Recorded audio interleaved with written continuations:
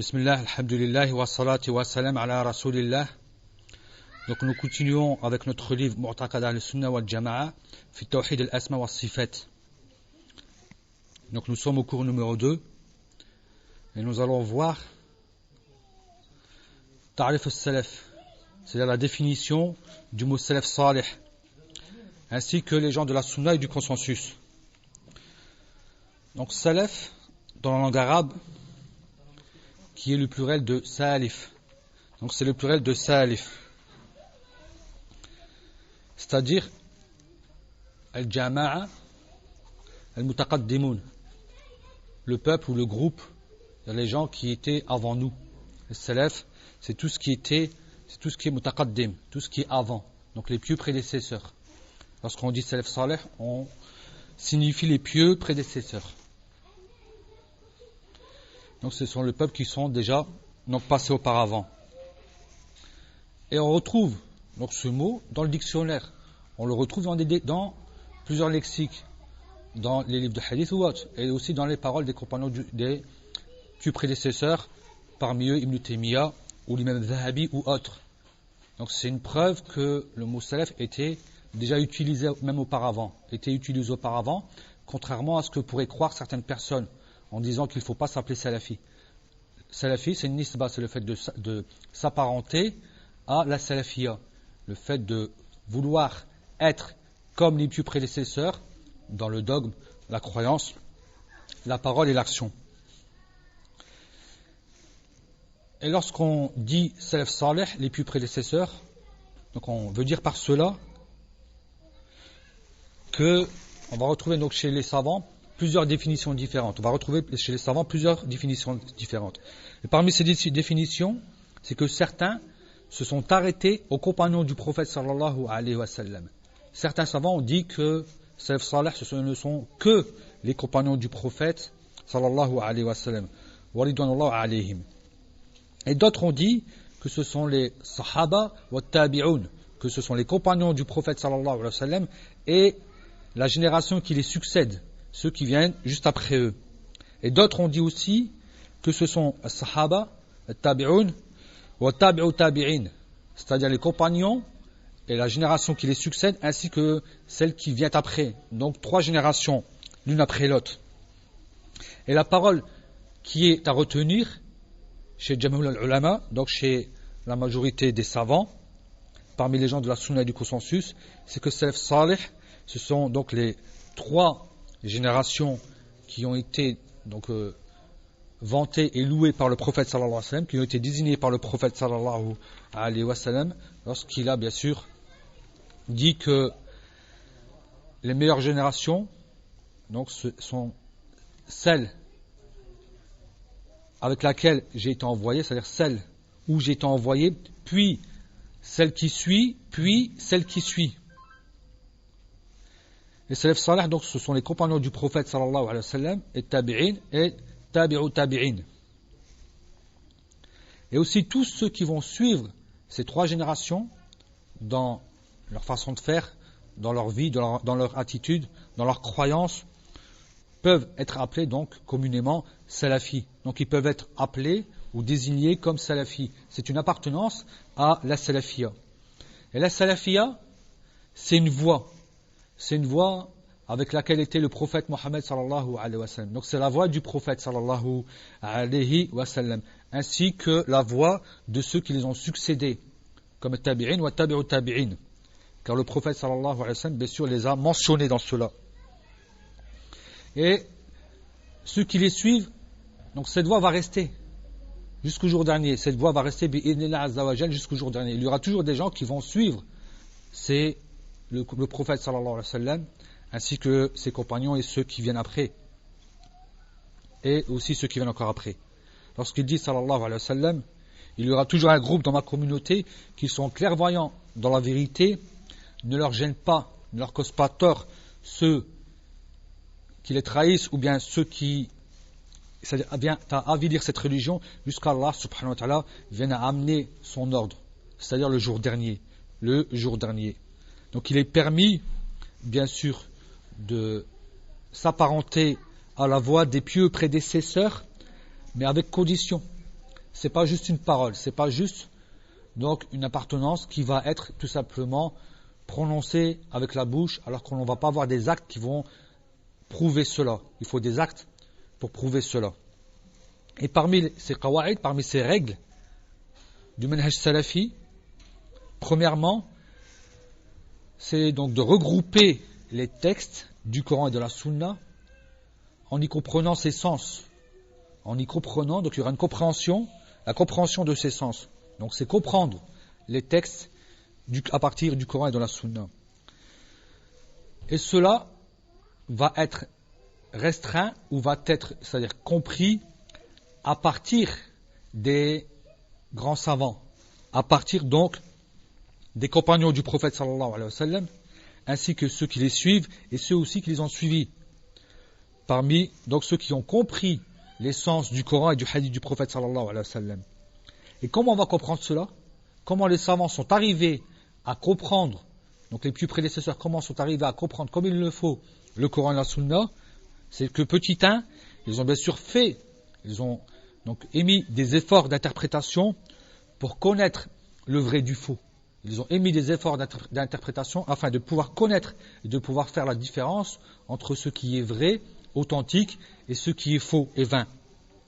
Petit b, c'est qu'aussi ils ont émis des efforts d'interprétation afin de pouvoir comprendre l'essence, afin de pouvoir comprendre ce que Allah subhanahu wa ta'ala a voulu dire et ce que le prophète sallallahu alayhi wa sallam aussi a voulu dire. Troisièmement, c'est qu'ils ont mis en application. Ils ont mis en application tout ce qu'ils ont connu. Et ça, c'est l'istiqama, donc la droiture.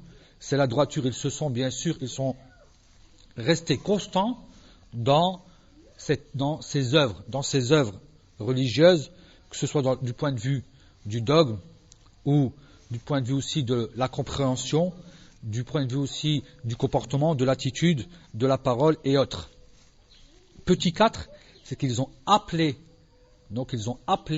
et invité les gens à revenir à cette voie par la langue et par l'écriture, par donc le parler, par la langue, le fait d'exhorter les gens, et aussi par les récits, par l'écriture, par le fait d'écrire des livres et autres. Donc celui qui va donc être assidu en respectant ces règles, celui qui va respecter ces règles comme il le faut, donc fera justement partie, peut être appelé communément salafi. Il peut être appelé salafi car il aura justement, bien sûr, été comme cela. Il y a des preuves qui nous montrent qu'il faut obligatoirement suivre les pieux prédécesseurs, ainsi qu'il faut suivre aussi leur voie. Allah subhanahu wa ta'ala dit السابقون الأولون من المهاجرين والأنصار والذين اتبعوهم بإحسان رضي الله عنهم ورضوا عنه وعد لهم جنات تجري تحتها الأنهار خالدين فيها أبدا ذلك الفوز العظيم. Donc السابقون, les premiers, donc ceux qui nous ont devancés, les premiers parmi les muhajirin et les ansar, ainsi que ceux qui les ont suivis en toute beauté, Allah a agréé d'eux, et eux ils ont agréé d'Allah. Et il leur a préparé des jardins sous lesquels coulent des ruisseaux, et ils y demeureront éternellement. Voici donc la réussite qui est illustre, énorme. Voici la réussite qui est énorme. Donc Allah subhanahu wa ta'ala a agréé d'eux. Donc si Allah subhanahu wa ta'ala a agréé des premiers, et c'est un agrément qui est complet, qui est total. Il n'est pas muqayyad, il est total. Donc c'est un agrément, c'est pas un agrément sur certains points, et sur d'autres points on peut les changer. Donc ça veut bien dire qu'on doit les suivre totalement, dans ce qu'ils ont dit, dans ce qu'ils ont fait, et dans comment ils pensaient, comment ils croyaient. Donc c'est mutlaq, ça reste donc global, ça reste, c'est-à-dire total. Allah subhanahu wa ta'ala a agréé d'eux. Et a bien dit qu'il a agréé d'eux, on sait que l'agrément d'Allah, c'est ce qu'il y a de plus haut, c'est ce qu'il y a de meilleur que peut recevoir la personne. Donc il agrée aussi, subhanahu wa ta'ala, ceux qui vont les suivre en toute beauté. Donc si tu veux l'agrément d'Allah, subhanahu wa ta'ala, si tu veux recevoir cet agrément d'Allah, subhanahu wa ta'ala, donc suis les plus prédécesseurs. Et il dit aussi, subhanahu wa ta'ala, donc pour le contraire, lorsqu'il dit وَمَا يُشَاقِقِ الرَّسُولَ مِنْ بَعْدِ مَا تَبَيَّنَ لَهُ الْهُدَى وَيَتَّبِعْ غَيْرَ سَبِيلِ الْمُؤْمِنِينَ نُوَلِّهِ مَا تَوَلَّى وَنُصْلِهِ جَهَنَّمَ وَسَاءَتْ مَصِيرًا. Certes, celui qui fait scission avec le prophète après que la guidée lui a été parvenue et qu'il suit la voie d'autres que les croyants, donc on va le détourner sur ce dont il s'est détourné, et aussi on va bien sûr lui placer donc le Jahannam, et c'est une mauvaise demeure, c'est une mauvaise fin, c'est une mauvaise fin. Donc Allah subhanahu wa ta'ala ici ne les agrée pas, mais au contraire il leur montre, et bien sûr il leur dit que ils auront donc que celui qui ne suit pas la voie des pieux prédécesseurs aura un châtiment douloureux, alors que le verset auparavant c'est le contraire. Celui qui va suivre la voie des pieux prédécesseurs aura l'agrément d'Allah subhanahu wa ta'ala. Donc là on voit deux versets qui sont totalement contraires l'un avec l'autre, parce que c'est les deux versets on retrouve des conditions, et ces conditions c'est le suivi des pieux prédécesseurs, le suivi des pieux prédécesseurs.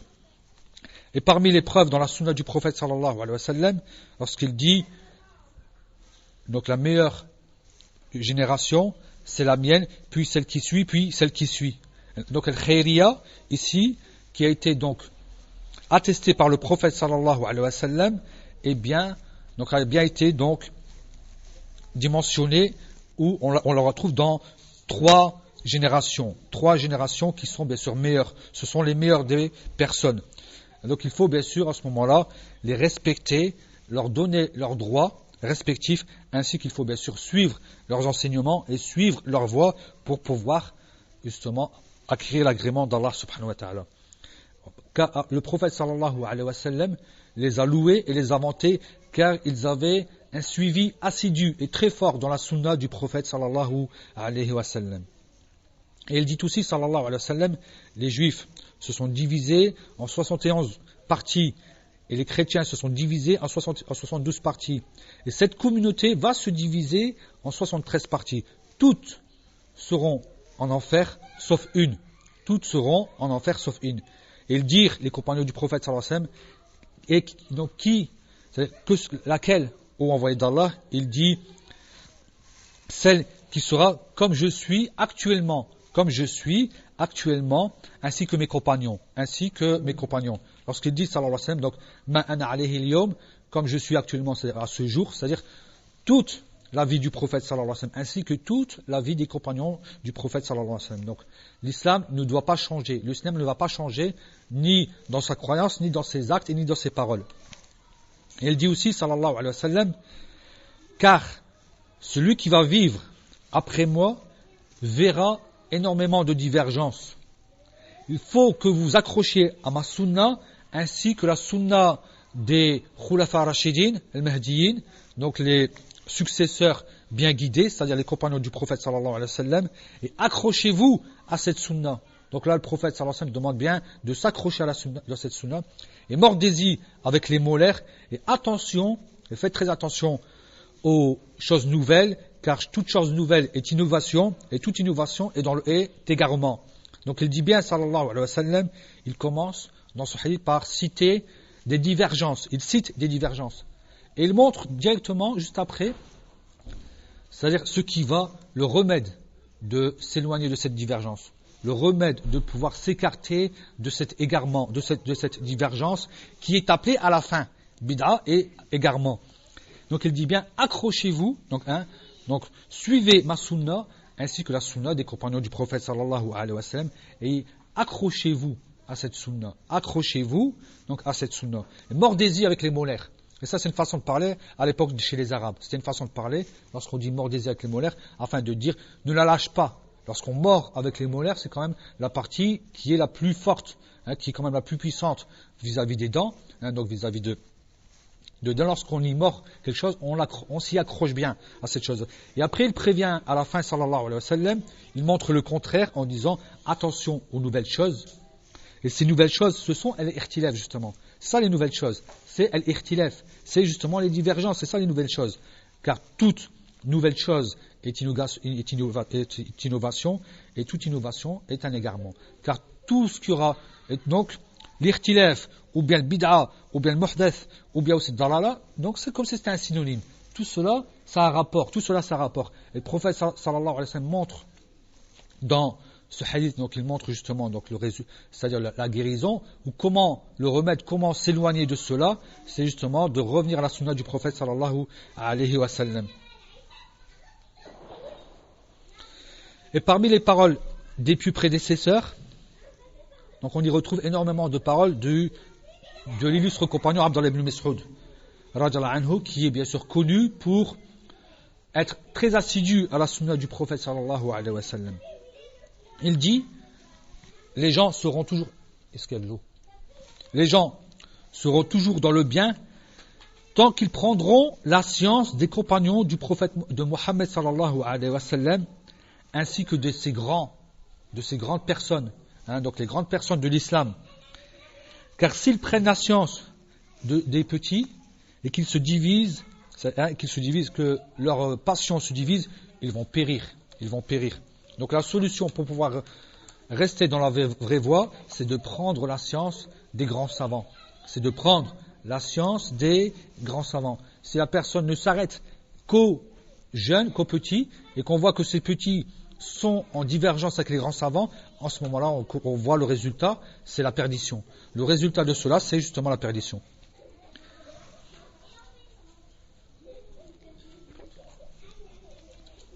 Et elle dit aussi, sallallahu radiyallahu anhu, donc elle dit, celui qui veut suivre, si l'un d'entre vous veut prendre quelqu'un en exemple, donc qu'il prenne l'exemple de ceux qui sont morts.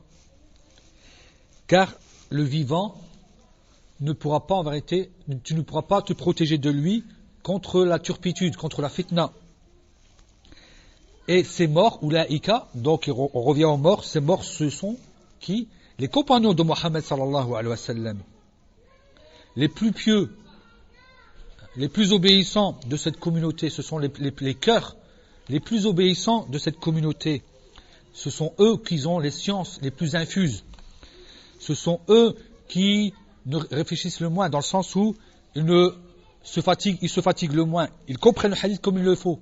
Ils ne viennent pas commencer à philosopher ou à vouloir inventer ou à vouloir expliquer de façon très ambiguë les paroles d'Allah subhanahu wa ta'ala ainsi que les paroles du prophète sallallahu alayhi wa sallam qui sont claires. Donc ils n'avaient pas de takalluf, la fil kalam. Ils ne commençaient pas à philosopher afin de pouvoir se perdre justement dans cette philosophie. Un peuple dont Allah subhanahu wa ta'ala a choisi afin qu'ils soient compagnons de leur envoyé sallallahu alayhi wa sallam et afin de faire vivre cette religion, afin de pouvoir placer cette religion là où il le faut. Donc reconnaissez leurs droits. Vous devez reconnaître les droits de ces compagnons et accrochez-vous à leur guidée, car ils étaient dans la guidée droite, car ils étaient dans la voie droite. Et encore, toujours Abdallah ibn Mas'ud dit, certes, nous suivons et nous n'inventons pas. Donc Nartandi, c'est-à-dire nous suivons et nous n'inventons pas, et il reprend, toujours avec un synonyme, mais qui veut dire nous suivons et nous n'innovons pas. Car nous ne serons jamais dans l'égarement si nous nous accrochons au texte, c'est-à-dire l'afar, donc les paroles qui nous sont parvenues. Et il dit encore, suivez et n'innovez pas, car il vous a été suffi. Ce qu'il vous a été transmis vous a été suffi. Ce n'est pas la peine de venir rajouter. Cela est largement suffisant. C'est complet, c'est parfait. Il n'y a rien à rajouter. Et Hudayfa ibn al-Yemen aussi rapporte, donc il dit, ô peuple de ceux qui lisent, soyez droits et prenez la voie de ceux qui étaient avant vous. Car par Allah, si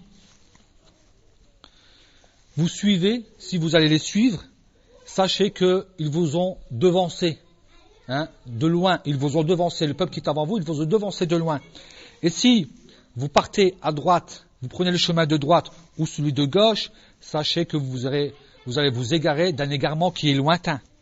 Et Mujahid, rahimahullah, dit, les savants, ce sont les compagnons de Mohammed sallallahu alayhi wa sallam. Donc lorsqu'il mentionne l'ulama, il veut dire Ashabu Muhammad sallallahu alayhi wa sallam. Et l'imam al-Awza'i dit aussi par cela la science, c'est celle qui a été donc transmise par les compagnons de Mohammed sallallahu alayhi wa sallam. Et si la science vient d'autre que cela, donc ce n'est pas de la science. Une science qui ne vient pas, qui n'a pas été transmise par les compagnons du prophète sallallahu alayhi wa sallam, donc ce n'est pas de la science.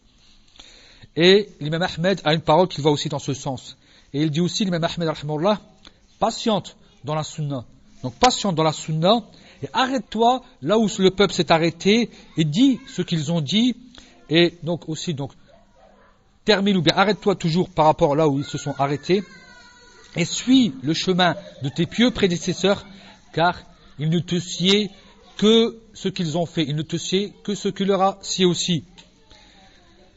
Et il dit le Hassan al-Basri, rahmahullah, dans un majlis, dans une assise, et on citait les compagnons du prophète sallallahu alayhi wa sallam, et il a dit, certes, c'était donc les plus obéissants de cette communauté, les cœurs les plus obéissants de cette communauté, ainsi que les sciences les plus infuses, donc les sciences les plus fermes, et toujours ceux qui se fatiguaient le moins, dans le sens qu'ils comprenaient comme il le faut, ils ne se fatiguaient le moins par rapport à ceux qui viennent philosopher ou autre.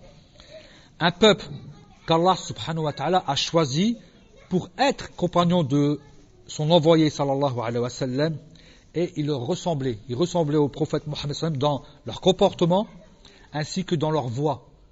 Les compagnons du prophète sallallahu alayhi wa sallam étaient donc ils ressemblaient énormément au prophète sallallahu alayhi wa sallam du fait qu'ils l'imitaient à la perfection. Ils essayaient de l'imiter bien sûr à la perfection. Et car par le Seigneur de la Kaaba, ils étaient dans la voie droite. Donc ils jurent, ils étaient dans la voie droite. Et Abu Hanifa dit aussi, rahimahullah, lorsqu'on demande à Abu Hanifa, on lui questionne, on lui dit, que dis-tu de celui qui innove dans la parole, c'est-à-dire vis-à-vis de l'essence d'Allah subhanahu wa ta'ala, lorsqu'il parle de l'a'rad ou al-jism, lorsqu'il parle d'Allah subhanahu wa ta'ala. Donc il dit, ce sont des paroles de philosophes. Et revient au texte et à la voix des pieux prédécesseurs. Et attention à toute innovation, car c'est une bid'a, car c'est une innovation. Attention à toute nouveauté, car c'est une bid'a. Et l'imam al-Awza'i dit aussi, tu dois suivre la voie des pieux prédécesseurs, même si les gens te refusent, même si les gens te rejettent. Et attention aux idées, ou bien aux opinions des gens, même s'ils t'embellissent la parole, car l'amr, c'est la chose, est claire, et toi, donc tu seras avec cette chose-là, c'est-à-dire l'amr, c'est-à-dire lorsqu'on parle de l'amr, donc l'islam, c'est clair, et tu seras dans la voie droite. Et Cheikh Islam Ibn Taymiyyah dit, rahimahullah, il est obligatoire pour tout musulman qui atteste que la ilaha illallah et Muhammad Rasulullah, donc il est obligatoire pour lui d'avoir comme intention le monothéisme d'Allah subhanahu wa ta'ala dans son adoration, sans l'associer en quoi que ce soit dans son adoration. Et il doit aussi suivre et obéir le prophète, son envoyé. Il doit obéir à son envoyé. Et il doit tourner là où il tourne. Donc il doit suivre le chemin, donc il tourne là où il tourne. Il reste là où ils sont restés. Et il les suit là où il les trouve. Et qu'il sache que les meilleures personnes, les meilleures créatures, après les envoyés, ce sont bien sûr les compagnons. Donc il est interdit de vouloir faire vaincre une personne, de faire vaincre de façon totale et globale une seule personne, sauf la personne du prophète sallallahu alayhi wa sallam. Il est interdit de dire, moi je suis lui et je le défends du début à la fin, dans toute sa religion, comme s'il n'avait aucune erreur, comme si c'était l'envoyé d'Allah subhanahu wa ta'ala. Donc l'intisar tam wa mutlaq, c'est que pour le prophète Mohammed sallallahu alayhi wa sallam. Donc il est interdit de vouloir faire vaincre et de vouloir faire prévaloir un seul groupe, de façon totale, sauf qui, bien sûr, sauf le groupe des compagnons du prophète, radhiyallahu anhum ajma'in. Car ils étaient dans la guidée droite, ils étaient dans la voie droite, celle du prophète sallallahu alayhi wa sallam. Ils tournaient là où le prophète sallallahu alayhi wa sallam tournait. Ils allaient là où le prophète sallallahu alayhi wa sallam allait. Donc on doit rester dans la voie des compagnons du prophète sallallahu alayhi wa sallam, comme ils l'ont fait. Et s'ils étaient unis, ils n'étaient pas unis dans une erreur. Ils étaient unis dans le vrai, dans la vérité. Contrairement à ceux qui vont suivre un seul savant. Contrairement à ceux qui vont suivre un seul savant. Ils auront des erreurs. Car ils vont bien sûr, car autres que les compagnons du prophète sallallahu alayhi wa sallam, donc peuvent, justement, s'ils vont s'unir sur une personne, ils vont s'unir sur des erreurs.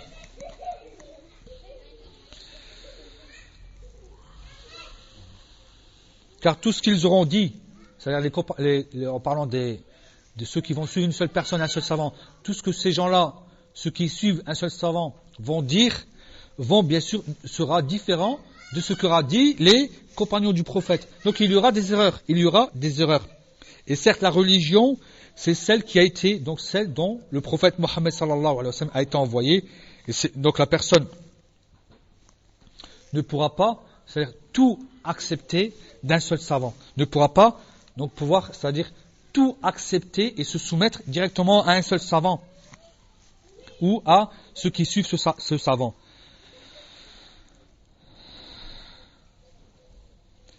Et si la personne suit totalement un seul savant, alors c'est comme s'il ressemblait au prophète sallallahu alayhi wa sallam, et en ce moment-là, donc il aura aussi ressemblé à ce que font les rawafid.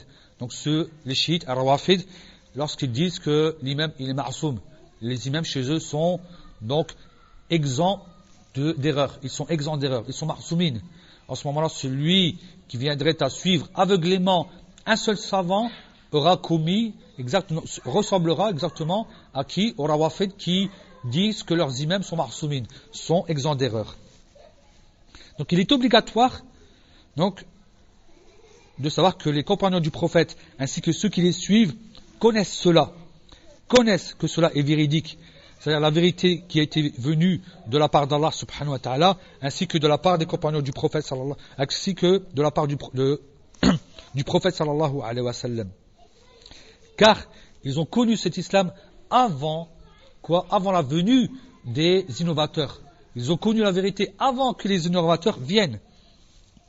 Ceux dont on a donné des noms, donc on les a apparentés à des groupes, à des façons de faire, ila akhirihi.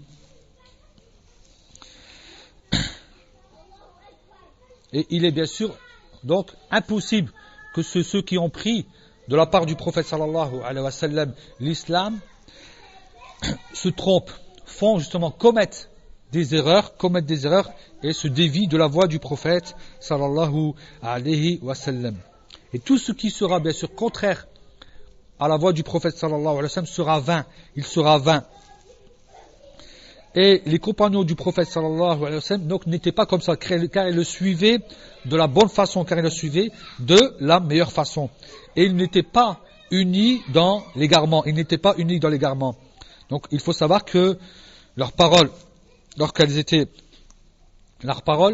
qui sont véridiques, ont été prises de ce que le prophète sallallahu alayhi wa sallam leur a enseigné.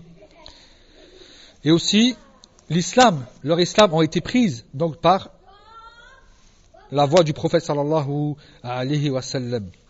Et celui qui se divise et se sépare de leur voie sera bien sûr dans l'égarement.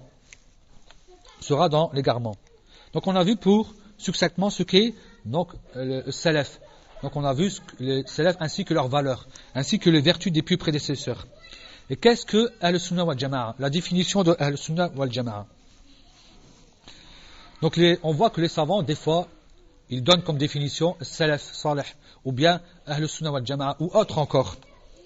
Et on retrouve chez les ulama, Ahl-Sunnah wal Jama'a, deux sens.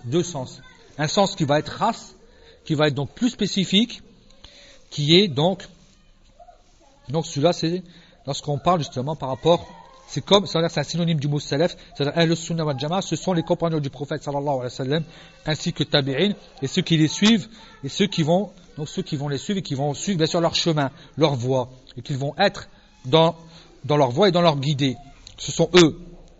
Donc en ce moment-là, on va ressortir de cette définition, de cette dénomination, tout groupe déviant, tout groupe qui dévie de la voie du prophète sallallahu alayhi wa sallam, et tout groupe qui suit ses passions.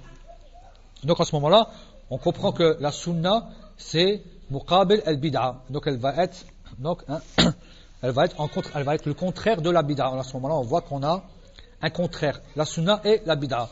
Donc ressort de cette définition tous ceux qui donc commettent des bid'a, commettent des innovations. Comme al-jama'a, qui va être aussi contraire à al-firqa. Le groupe qui va être le contraire justement à al-firqa, c'est-à-dire à la secte. Ibn Abbas, radiyallahu anhuma, dans le tafsir de Yawm tabyaddu wujuh wa taswaddu wujuh, il dit, donc, s'illumine les visages des gens de la sunna et du consensus et noircit les visages des gens de la bid'a, de l'innovation et de la division, et de la secte, le firqa. Donc là, on voit que vis-à-vis de cela, c'est par rapport à la sunna ou bien par rapport à la bid'a. Et après, il y a un sens qui est plus général, un sens qui sera plus général. Et là, donc on va retrouver, donc il y a dans ce sens général, on va y entrer, on va y retrouver quelques groupes de personnes qui sont malgré ça déviantes, qui seront des groupes déviants. On va retrouver des groupes déviants. Hein, parce que maintenant, ils ont dévié sur un ou quelques points du dogme. Donc des points bien précis du dogme. Et pourtant, ils sont encore appelés communément Ahl Sunnah wal Jama'a. Ou aussi, car ils ne font pas partie de tel groupe, comme Rawafid. À l'époque, lorsqu'on disait Ahl Sunnah, donc c'était tous ceux qui n'étaient pas chiites, tous ceux qui n'étaient pas shi'a.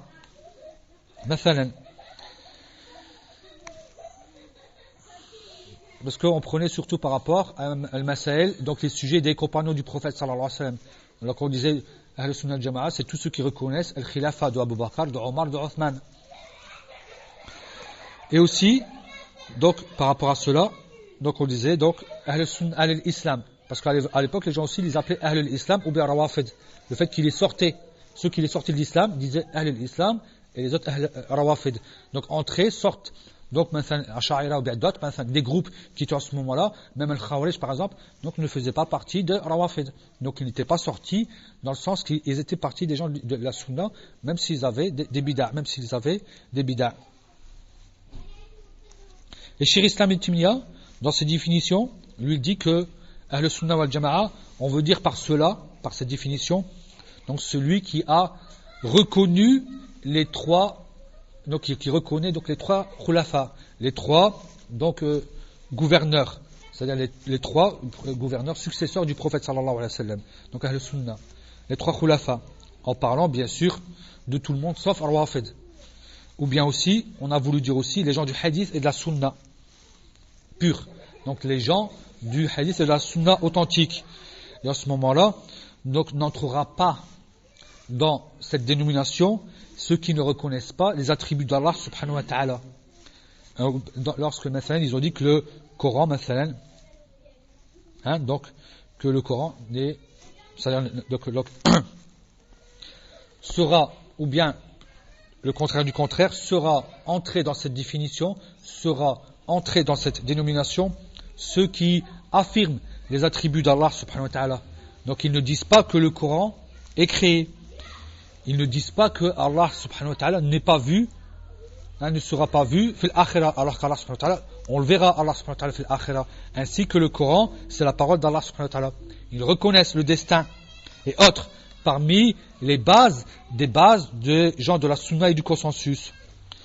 Donc Cheikh Islam Ibn Taymiyyah aussi par rapport à cela, donc par rapport à ces deux donc définitions, donc il les divise succinctement. Donc si on devait résumer cela, donc la première partie des gens, c'est les gens de la sunna de façon générale, ce sont tous ceux qui ne sont pas rawafid.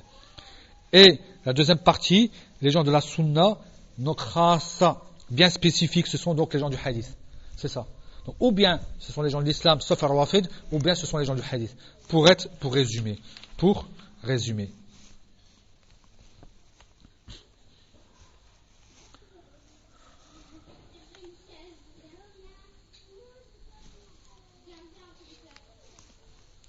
Les gens de la sunna, donc le dogme des gens de la sunna dans les noms et attributs d'Allah subhanahu wa ta'ala. Les gens de la sunna et du consensus croient et affirme ce qui a été mentionné dans les textes du Coran et de la Sunna authentique, que ce soit dans l'affirmation ou que ce soit dans la négation. Ils affirment ce qu'Allah subhanahu wa ta'ala s'est affirmé pour lui-même, et ils renient ce qu'Allah subhanahu wa ta'ala s'est renié pour lui-même. Donc, ils vont, bien sûr, appeler, nommer ce qu'Allah subhanahu wa ta'ala s'est nommé pour lui-même, ou dans le Coran, ou dans la bouche de son envoyé, Muhammad sallallahu alayhi wa sallam. Ni ils rajoutent quoi que ce soit, ni ils enlèvent quoi que ce soit. Et ils vont aussi affirmer qu'Allah subhanahu wa ta'ala, donc ils vont reconnaître qu'Allah subhanahu wa ta'ala a des qualités. Donc ils vont aussi, ils l'appellent. Donc il y a le tasmiya. Donc à ce moment-là, il y a la dénomination. Il y a aussi l'ithbat, ils vont affirmer. Il y a l'affirmation. Ils affirment ce dont Allah subhanahu wa ta'ala s'est affirmé pour lui-même dans son livre et dans la sunna du prophète sallallahu alayhi wa sallam, sans altérer, sans enlever, sans dire le comment ou donner de semblant. Donc il n'y aura ni comment et ni semblant. Il renie aussi ce qu'Allah subhanahu wa ta'ala s'est renié pour lui-même dans son livre ou dans la sunna du prophète sallallahu alayhi wa sallam, tout en sachant, tout en croyant réellement qu'il est bien sûr doté de qualités les plus complètes, qui sont totalement le contraire de ses défauts, ou bien de ce qui viendrait lui amener un défaut dans ce domaine. Donc les gens de la sunna du consensus ont dans cette porte, dans ce chapitre, dans ce thème, ils suivent la voie du Coran et de la sunna authentique, et tout nom et toute qualité dont Allah subhanahu wa ta'ala qui a été mentionné par Allah subhanahu wa ta'ala, ils le reconnaissent, ils l'acceptent, ils le reconnaissent comme Allah subhanahu wa ta'ala l'a bien sûr mentionné. Et aussi ils renient tout ce qui va être contraire à sa grandeur subhanahu wa ta'ala, tout ce qui va être contraire au fait qu'Allah subhanahu wa ta'ala est parfait et complet. Donc ils vont renier tout défaut, ils vont renier toutes ces choses-là. Et l'imam Ahmed dit, rahimahullah, on attribue à Allah que ce qu'il s'est attribué à lui-même, ou ce que l'a attribué son envoyé, sallallahu alayhi wa sallam, et on ne dépasse pas le Coran et la Sunna. Et Cheikh Islam Ibn Taymiyyah dit aussi, la voie des plus prédécesseurs, ainsi que les imams, ils attribuent à Allah ce qu'il s'est attribué à lui-même, et ils attribuent et aussi ce que lui a attribué son envoyé, sallallahu alayhi wa sallam, sans altérer, sans enlever, sans donner de comment ou de semblant. Donc ils vont affirmer sans ressembler, ils vont glorifier, ils vont glorifier, c'est-à-dire ils vont l'exempter de défauts sans renier, et ils vont affirmer et reconnaître ses attributs, mais bien sûr ils vont aussi renier ce qui ressemble. Donc rien n'est égal à lui, ils vont le renier, les ressemblants d'Allah subhanahu wa ta'ala. C'est pour ça qu'Allah dit Laysa kamithlihi shay, rien n'est égal à lui ou rien ne lui ressemble.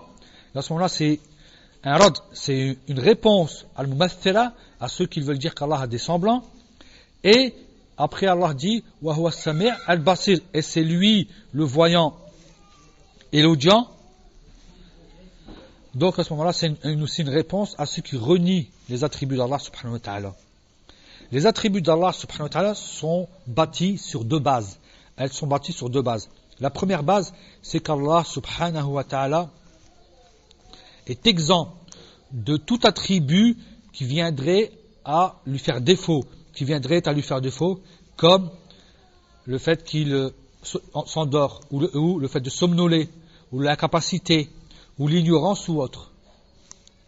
Premièrement, on l'attribue et il est attribué, subhanahu wa ta'ala, donc de ses attributs les plus complets, les plus parfaits, sans qu'il y ait aucun manquement, sans qu'il y ait ne serait-ce que le moindre défaut dans cet attribut. Et ça, bien sûr, c'est khas, c'est spécifique à Allah subhanahu wa ta'ala. C'est pour ça qu'il dit, subhanahu wa ta'ala, Laysa kamithlihi shay, wa huwa as-sami'ul basir. Donc, Laysa kamithlihi shay. Donc ça, c'est un nafi.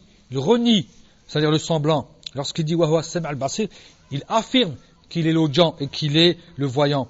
Et aussi, wa tawakkal 'ala al-hayy alladhi la yamut. Donc, on retrouve wa tawakkal 'ala al-hayy. À ce moment-là, il y a ithbat, il y a une affirmation, comme quoi Allah subhanahu wa ta'ala est vivant, une vie qui est complète, parfaite. Alladhi la yamut. Donc il renie le fait qu'il meurt. Il renie le fait qu'il meurt. Allahu la ilaha illa huwa al-hayyul qayyum la ta'khudhuhu sinatun wa la nawm. Lorsqu'il dit Allah al-hayy al-qayyum, ça c'est l'ithbat, il affirme qu'il est Allah, il affirme qu'il est le vivant, celui qui subvient de par lui-même. Et il renie lorsqu'il dit la ilaha illa huwa, nul Dieu sauf lui. Donc nulle divinité en toute vérité sauf lui. La ta'khudhuhu sinatun wa la nawm, ne lui prend pas ni donc la somnolence ni le sommeil. Et ça c'est un nafi, il renie cela. Et dans la sunna du prophète sallallahu alayhi wa sallam, Allah s'affirme. Comment il affirme lorsqu'il dit Yanzilu Rabbuna azza wa jal hina yabqa thulthul layl al-akhir ila sama'id dunya. Allah descend, notre Seigneur descend azza wa jal lorsqu'il reste un tiers de la nuit au premier ciel, au ciel du dunya, de la vie d'ici-bas. Donc ça ithbat, c'est une affirmation. Allah descend, donc c'est une affirmation. Et aussi sallallahu alayhi wa sallam a dit aussi, donc toujours vis-à-vis de l'affirmation, lorsqu'Allah subhanahu wa ta'ala a tout créé, il a écrit, donc le livre qui est auprès de lui, au-dessus du arsh, au-dessus du trône, et il a dit Anna rahmati ghalabat ghadabi. Certes, ma miséricorde a prévalu sur ma colère. Ma miséricorde a prévalu sur ma colère. Donc Allah subhanahu wa ta'ala a affirmé qu'il a une miséricorde. Il affirme qu'il a une miséricorde, il affirme aussi qu'il a une colère. Mais simplement la miséricorde, elle prévaut sur cette colère. Et vis-à-vis du nafi, donc le fait de renier, Allah dit, donc le prophète sallallahu alayhi wa sallam dit, donc fa innakum la tad'una asam wala ra'iban. Donc lorsqu'il dit, donc c'est-à-dire arbi'u ala anfusikum, donc en vérité, parlez que pour vous-même. Lorsque tu fais de dua, ce n'est pas la peine de crier à voix haute. Donc lorsque tu invoques Allah subhanahu wa ta'ala, donc invoque pour toi-même, car tu n'invoques pas un sourd ni un absent, ni un sourd ni un absent. Allah subhanahu wa ta'ala, par sa science, il est donc près de toi, par sa science. Allah subhanahu wa ta'ala, sa science est partout. Allah subhanahu wa ta'ala entend tout, il voit tout. Et ça c'est un nafi, c'est justement le fait de renier qu'Allah est quoi? Absent, et le fait de renier aussi qu'Allah est sourd. Et aussi le prophète sallallahu alayhi wa sallam dit, certes Allah n'est pas borne par rapport à Masih Dajjal, par rapport au Dajjal. Inna Allah laysa bi'a'war. Certes Allah n'est pas borne. Donc c'est une preuve qu'Allah n'est pas borne. Donc ça c'est un nafi. Ça c'est un exemple de nafi. Et aussi toujours par rapport au nafi, Inna Allah la yanam wa la yanbaghi lahu an yanam. Certes Allah ne dort pas et ne lui sied pas de dormir. Donc les gens de la sunna du consensus lorsqu'ils disent min ghayri tahrif wala ta'til wa min ghayri takyif wala tamthil. Donc on va donner des exemples. Qu'est-ce que donc dans l'unicité des noms et attributs d'Allah subhanahu wa ta'ala, l'unicité des noms et attributs d'Allah subhanahu wa ta'ala, elle a deux contraires. Elle a deux ennemis, deux contraires qui seront le ta'til, le fait de renier, le fait de retirer quelque chose, le fait de dénuer quelque chose. Donc on va justement enlever cette chose, donc elle va disparaître, elle va être amenée à disparaître. Ou bien tashbih ou tamthil, le fait de donner un semblant ou un exemple, le fait de donner un semblant et un exemple. Donc il faut, pour justement, donc parmi les façons de renier cela, le fait de renier justement, lorsque la personne elle a retiré, elle a dénué Allah subhanahu wa ta'ala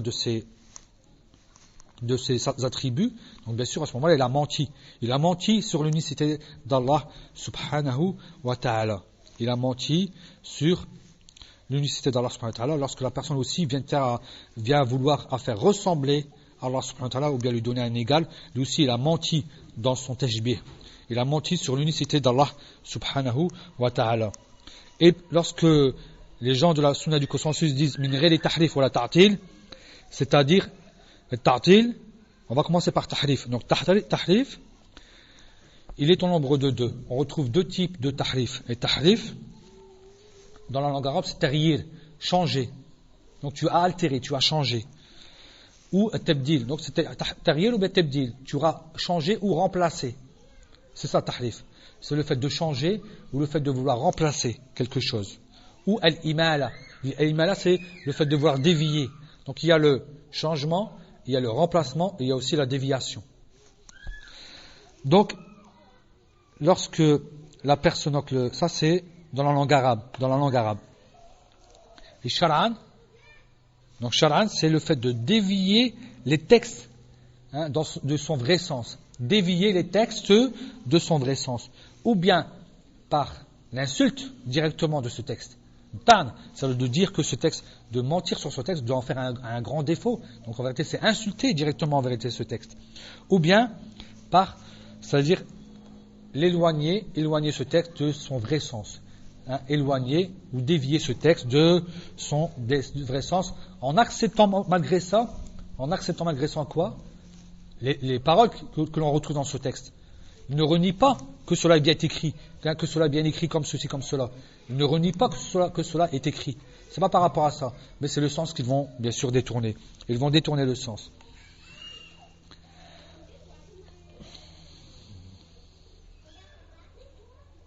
Donc, dans le tahrif, on retrouve donc deux types de tahrif. Le tahrif, donc il sera bil-lafz. On va changer, c'est-à-dire là, on va changer ce mot-là. Le mot-là, on va le transformer. On va transformer ce mot-là. Comment ? Mathalan, on va le transformer où ? Par un rajout. Donc on peut le transformer par 4 voies. Il y aura 4 déviations, 4 voies pour transformer un mot. On le transforme par un rajout. Ou par le fait d'enlever quelque chose, ou par aussi le fait de changer les ponctuations, ou aussi c'est-à-dire, donc on va changer donc les ponctuations à la fin, c'est-à-dire par rapport à la grammaire, les ponctuations qui sont grammaticales, ou bien les ponctuations qui ne sont pas grammaticales.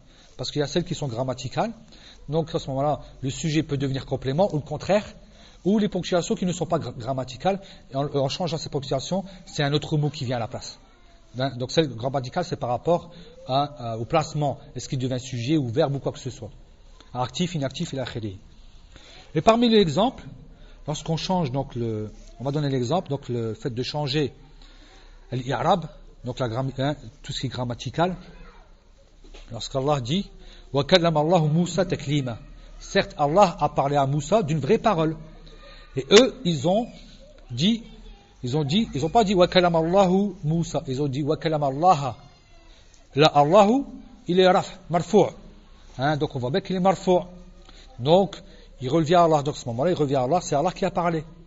Et eux, ils l'ont mis wa kallama Allah, comme si c'était Moussa qui a parlé à Allah. C'est-à-dire que Allah qui était sujet, il devient le complément. Il devient l'inactif. Il était actif, il devient l'inactif. C'est-à-dire c'est Moussa qui a parlé à Allah. Ils ont juste changé une haraka, une ponctuation. La dhamma, ils en ont fait une fetha. Donc ça, c'est un tahrif, yani fil i'rab. Donc ils ont dit wa kallama Allah, c'est-à-dire c'est Moussa, wa kallama Allah. Donc c'est Moussa, bien sûr, qui a parlé. C'est Moussa qui aurait parlé à Allah, alors que c'est Allah qui a parlé à Moussa. Mais simplement, s'il n'y avait eu que ce verset vis-à-vis du fait qu'Allah subhanahu wa ta'ala a parlé à Moussa, ils auraient pu tromper les gens plus facilement. Lakin, qu'est-ce qu'ils peuvent faire de cette parole lorsqu'Allah dit وَلَمَّا جَاءَ مُوسَى لِمِيقَاتِنَا وَكَلَّمَهُ رَبُّهُ. À ce moment-là, ils ne peuvent pas changer. C'est pas possible de dire وَكَلَّمَهُ رَبَّهُ, c'est pas possible. Impossible. Parce qu'à ce moment-là, ils ne peuvent pas. Donc il n'y a aucun changement. Impossible de venir justement changer comme c'était. Donc à ce moment-là, ils ont été coincés par rapport à ce verset-là, les a coincés. A fait de eux qu'ils ont en vérité, ils sont restés impuissants. Ils sont restés impuissants vis-à-vis de cette réponse. Et lorsque Moussa est venu à notre station et que son Seigneur lui a parlé, il ne pouvait pas changer. Son Seigneur lui a parlé, il ne pouvait pas changer. Donc c'est contre, il pouvait par rapport à, tandis que le verset auparavant, il pouvait changer. La haraka. Là, à ce moment-là, ils ne peuvent pas. Un autre exemple, lorsque al-mu'attila, donc ceux qui renient, parce qu'il renie le fait qu'Allah subhanahu wa ta'ala est établi sur son trône, lorsqu'Allah dit Ar-Rahman ala al-arsh istawa, le miséricorde est établi sur son trône, ils ont voulu changer en disant bien sûr, ils ont voulu changer comme quoi Allah justement donc n'est pas établi sur son trône. Il n'est pas établi sur son trône, sinon il ressemblerait à une créature, sinon ce serait un ressemblant à une créature.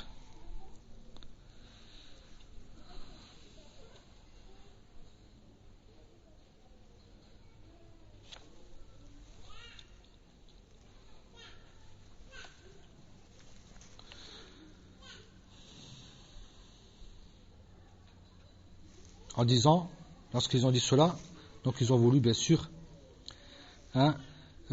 essayer de changer. Ils ont demandé directement, ils sont partis voir les savants de la langue arabe, et ils ont dit ala al-arshi. Donc il est majzoum, afwan, majrour, afwan, il est majrour, bil kasra, il est majrour bil kasra parce qu'il y a harfu jar, ala.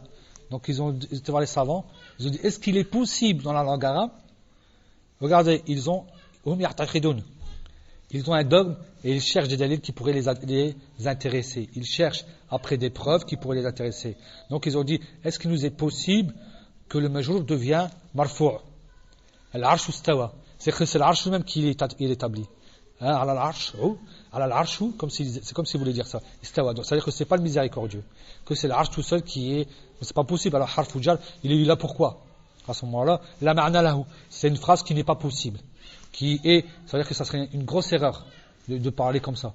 C'est une grosse erreur, donc ils essayent tellement, leur cœur est malade, qu'ils essayent même de changer, d'essayer de trouver, s'ils trouveraient un savant qui viendrait à rendre halal, si on peut dire ça comme ça, le changement, ou bien mubah, c'est-à-dire le changement de la grammaire par rapport à cela. Deuxième type de tahrif, c'est le fait de changer le sens. Tahrif, al-ma'na, le sens. Et en ce moment-là, donc ils vont vouloir changer le sens qui lui sied, en lui trouvant un autre sens, Donc, par exemple, toujours par rapport à l'istiwa, donc eux ils ont dit istaola. Istaola, ça veut dire le fait de prendre de force, le fait d'acquérir, le fait de conquérir, le fait de prendre de force. Ar-Rahman, al-arsh istawa. Donc ils ont dit istaola. Ils ont changé al-ma'na. Ils ont dit ça veut pas dire comme quoi. C'est comme si Allah a conquéri le trône. Allah a conquéri, il a pris de force. Il a conquéri ce trône. Donc il change le sens. Et comme aussi il change le sens, lorsqu'Allah dit Bal yadahu mabsutatan. Certes, ses mains sont larges. Ses mains sont larges. Allah donne avec largesse. Et eux ils disent c'est la ni'ma et la qudra. C'est-à-dire donc les bienfaits d'Allah subhanahu wa ta'ala, c'est grâce ainsi que sa capacité subhanahu wa ta'ala. Et lorsqu'Allah dit par rapport aux magies, Waja'a rabbuka, et ton Seigneur vient, eux ils disent vient l'ordre de ton Seigneur, vient l'ordre de ton Seigneur. Donc ils changent à chaque fois.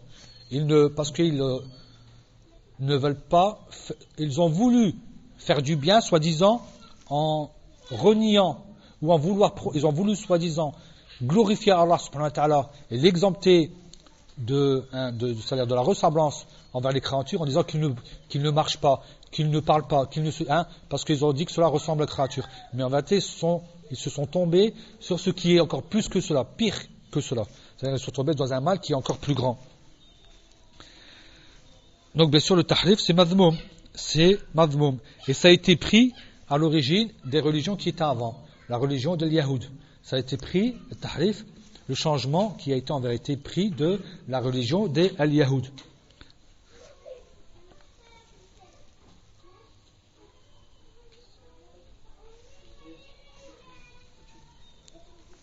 Et bien sûr entre eux il y a encore des degrés.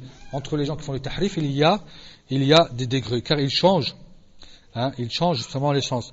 Donc par exemple ceux qui vont changer le mot est pire que celui qui va changer le sens. C'est-à-dire pas pire de toutes les facettes, ou bien de toutes parts, ou bien de tous bords, mais il va être pire dans certains bords, parce qu'il a osé changer le mot complètement. C'est grave de vouloir changer un mot du Coran. Donc c'est pire que de vouloir changer le ma'na. Donc dans ce sens-là, dans le fait de oser, la personne n'a pas osé, par exemple celui qui change le sens, vis-à-vis du mot en lui-même, il n'a pas osé changer le mot. Il change le sens. Donc la personne qui change le mot, il est pire, dans ce sens-là, par rapport au mot en lui-même. Mais ceux qui changent le sens sont pires que ceux qui changent le mot dans un autre sens. Parce qu'ils ont changé le ma'na. Et changer le ma'na, c'est aussi quelque chose de grave. Donc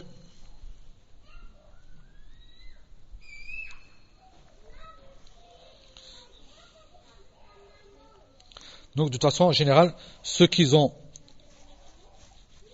changé, c'est-à-dire ceux qui ont changé le lafz, sont pires. Dans quel sens? Dans le sens où le fait qu'ils ont changé le mot, ils ont changé le sens aussi. S'ils ont changé le mot, automatiquement, ils ont changé le sens. Dans ce cas-là, à quoi ça servirait qu'ils changent le mot s'ils ne changent pas le sens? Donc ils sont pires par rapport à ça parce qu'ils ont changé et le mot et le sens en même temps. S'il a changé le mot, automatiquement, le sens il a été changé, il a été altéré. Il a été donc remplacé ou autre. Donc il est pire à ce moment-là parce qu'ils ont non seulement altéré dans le mot et dans le sens. Et les gens qui ont changé le sens ont altéré le sens, mais ont laissé le mot comme il est. Donc ils sont meilleurs vis-à-vis de le fait qu'ils n'ont pas osé toucher le mot. Ils n'ont pas osé toucher le mot. Et ceux qui changent le sens, donc ceux qui ont changé donc le mot plutôt, ils ont voulu par leur fausseté, par le fait de vouloir donc fausser les gens, donc ils ont changé et remplacé par un mot qui va les arranger eux, qui va bien sûr les arranger,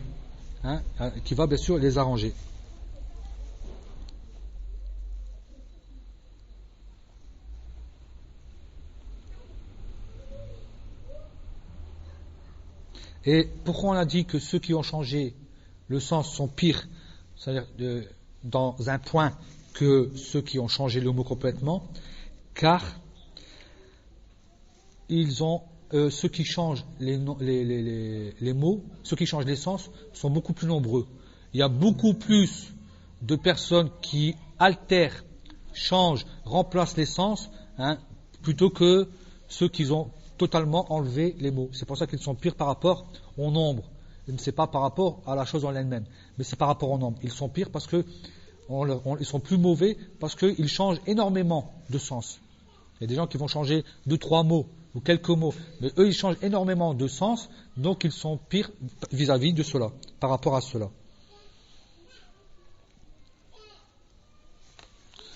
Donc on va s'arrêter là, et Inch'Allah comme ça. Donc on reprendra par la suite, donc demain, sur Tartil et autres. On reprendra sur Tartil et autres. Barakallahu fikum, subhanakallahumma bihamdika, ashhadu an la ilaha illa anta astaghfiruka wa atubu ilayk. Assalamu alaikum wa rahmatullah.